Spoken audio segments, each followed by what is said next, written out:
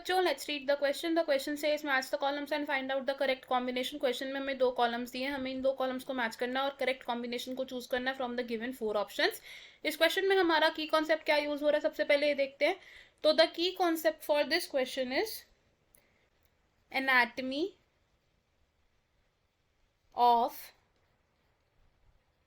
Skeletal muscle fibre.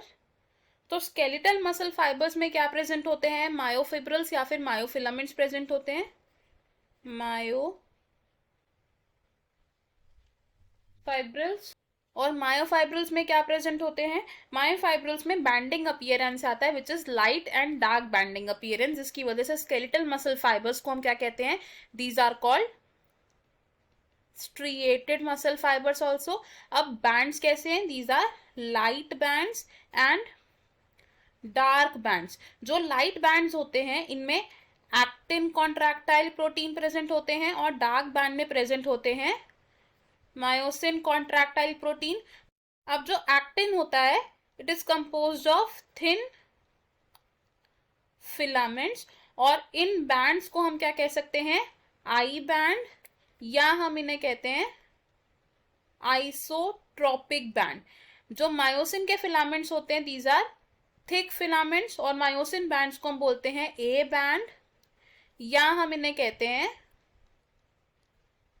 Anisotropic bands. अब actin और myosin के जो बैंड्स होते हैं ये ऑल्टरनेटली और पैरेलली अरेंज्ड होते हैं. अगर डायग्रामेटिकली हम समझना चाहें तो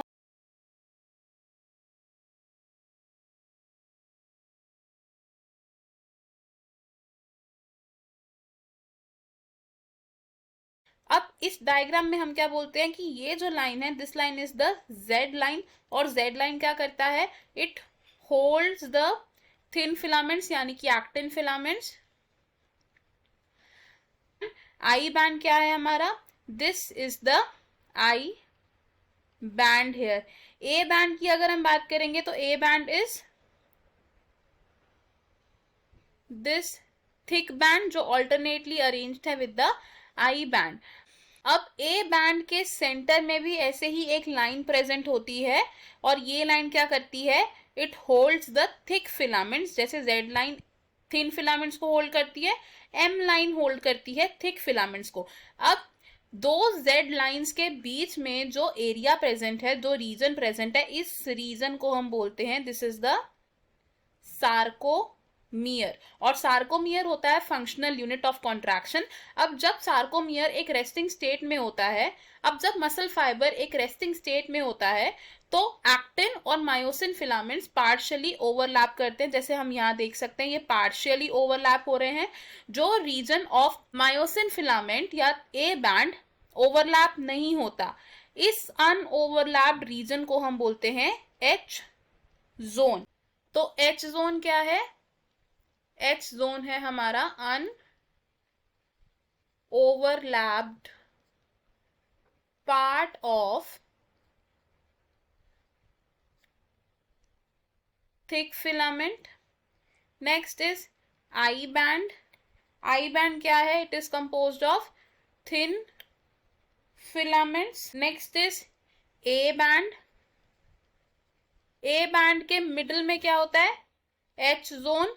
यानी कि एच जोन क्या है? It is the central part of A band यानी कि middle part of A band. और जो एम लाइन है, एम लाइन कहां प्रेजेंट होती है? In the mid point of A band. तो हम यहां से अगर मैचिंग करें तो हम क्या बोल सकते हैं कि एच जोन में क्या प्रेजेंट होते हैं? Unoverlapped part of thick filaments. I band बना होता है थिन फिलामेंट से. एच जोन क्या है? It is the central part of A band. और एम लाइन प्रेजेंट होती है सेंटर ऑफ या फिर mid point of A band के. हमारे कॉम्बिनेशंस क्या बनेंगे यहाँ पर?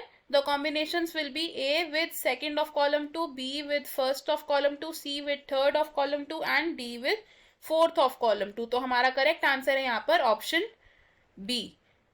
आई hope you understood it well. All the best. Thank you.